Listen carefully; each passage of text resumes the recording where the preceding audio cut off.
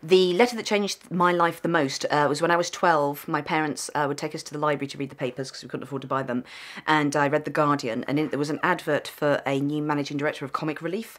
And because the logo looked jolly and because I loved Comic Relief, I just thought, I'll write off and apply for this job. And I got a letter back about 3 weeks later on Comic Relief head notepaper from Lenny Henry. Just saying, oh my god, what a lovely letter. Unfortunately, this is an incredibly boring job and you sound far too interesting for this job, but I look forward to watching you rise like a rocket through British society. And obviously someone in the office had passed it on to me and went, you know, because I was from Wolverhampton, he's from Dudley, he was like, Midlands person, send a letter to the child. And it was my most treasured possession for 3 weeks when I then lost it on a bus on the way to Brood Village just outside Wolverhampton and cried for about 4 months afterwards.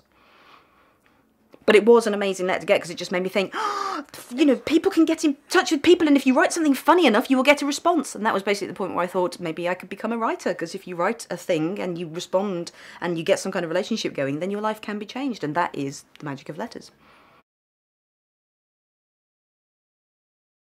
If I could write a letter to anyone in the past, it would be maybe to, this is this week, it would be to Richard Burton saying, really do sort out that whole alcoholism thing, because I want you and Elizabeth Taylor to stay together so that you have more insane adventures and spend the rest of your life racketing around on your private jet that's called the Liz and eating diamonds and having incredible adventures and being charged with erotic vagrancy by the Vatican.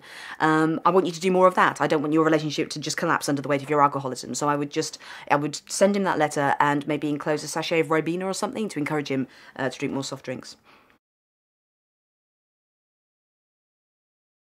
The letter is important in today's society, and within letters I would also include emails and you know, tweets and kind of online correspondence, because now when I look, I'm too busy to keep a diary, but I can go back through all my emails and letters and, you know, even Facebook correspondence and actually see where I was and what I was doing at that time. And it is basically, every time you write a letter to someone else, you are kind of writing a letter to yourself in the future, and it's just really good to get that stuff down on paper, because believe me, as you get older, you will forget stuff. I can't remember anything. When I leave here tonight, I've got no idea where I'm going back to. I've completely forgotten my address, so put it in a letter, put it in a tweet, put it on Facebook, but write. This is an amazing event. I was at the last one where I was at the end of a 3-day bender with Guy Garvey from Elbow and John Niven, who's here tonight. And we ended up having such a great time that night that we ended up bidding £5,000 for the Letters of Note book that was signed by everybody, mainly fueled by the fact that Benedict Cumberbatch was holding it as he auctioned it. And I was just quite excited at the idea of making him come over to me and give me the book at the end.